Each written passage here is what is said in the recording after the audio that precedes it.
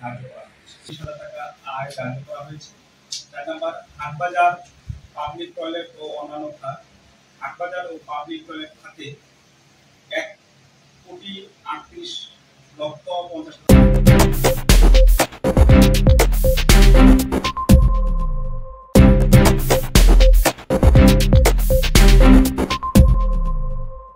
টাকা আয় ধার্য করা হয়েছে। 5 নাম্বার জনগুরুত্বপূর্ণ নগর উন্নয়ন প্রকল্প, নগর পরিচালনা উন্নয়ন প্রকল্প, কোভিড-19 রেসপন্স এন্ড রিকভারি প্রজেক্ট, বার্ষিক উন্নয়ন কর্মসূচি, জলবায়ু পরিবর্তন জনিত প্রকল্প ও অন্যান্য খাত। উল্লিখিত প্রকল্পসমূহের আওতায় 84,50,40,005 টাকা ব্যয়ের খাত। সাধারণ ও সংস্থাপন, পানি শাখা অন্যান্য খাত।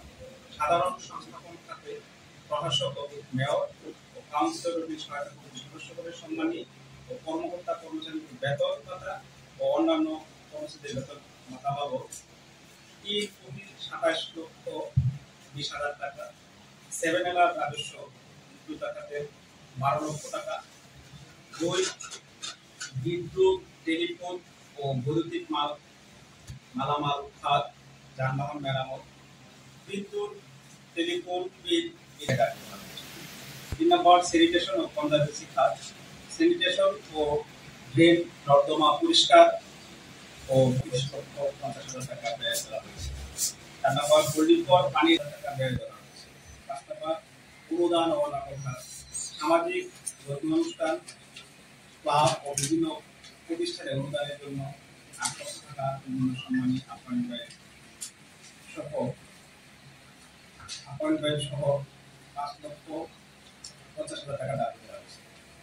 6 জেন্ডার সংখ্যা ও সামাজিক অন্তর্ভুক্তিকরণ ও দারিদ্র্য হ্রাস কর্মপরিকল্পনা বাস্তবায়ন, উক্ত খাতে 18,68,000 টাকা দাবি করা হয়েছে।